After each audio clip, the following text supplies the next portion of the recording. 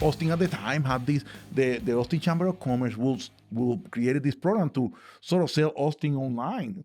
Not every city did, but then we got all this information, IBN, and all these videos about Austin, and we got pretty excited. I said, well, let's go to Austin.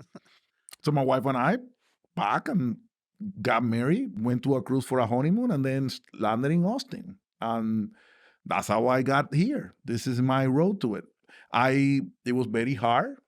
When I came, I discovered that I had a lot of issues with my language. It was not like, I guess for him, I think in Mexico, it's very interesting. People don't get it.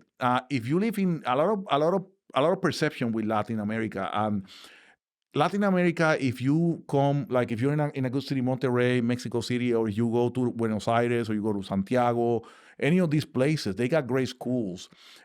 Usually people will speak really well English. So compared to us in Puerto Rico, where we grow on the public system, which is just like Texas, but then without only one English class, and then you very Spanish, and then they really didn't focus that much in English. We don't get that that good of an education in English like you do in South America. Well, let me just compliment you expect the difference. That and it you're right, but it's very costly, very very costly to be in a school that will teach you English in Latin America and in Mexico. It's very costly. So the public system does not teach anybody any English. Yeah. My wife went to a private, so my wife was extremely good at this, but I was not. So I learned. Because it was math, I would read the books because I learned to read the books, and I will read the books and figure out the books and answer the test because everything was in writing. Engineering, you don't get any nobody go and ask you questions on your verbal. It's all in paper. What I did. Numbers on papers. Well, where did you even learn about electrical engineering in Puerto Rico? Well, it was a guy. How do I got there? When I was 6 years old, 6 years old. It was a very young age. It was this guy fixing a power pole, and then there was a guy down below giving all the instructions, and I see all the sparks and the whole thing. So I was like, man, that's really cool. And I told him, hey, what do you? And then I asked, I say, what is this guy does? Giving all the instructions. Said the engineer. And I told my mom back in the day, I want to be an engineer. I want to be that.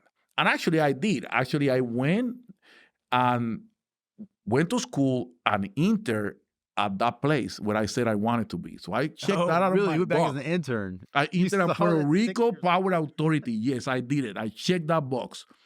I did it. Once I did it, I was like, man, it's not. I need more.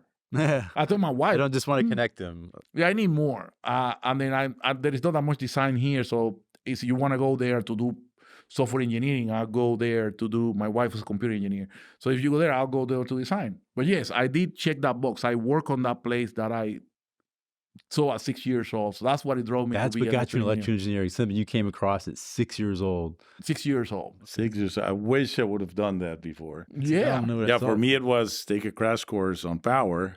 But, hence I saw everything. It's I understood everything. The first time I saw an electrical diagram, it was like, wow, I get it.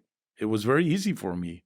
Yeah. That's a cool story. Yeah, that's how I landed into this. That's how I landed into being an electrical guy.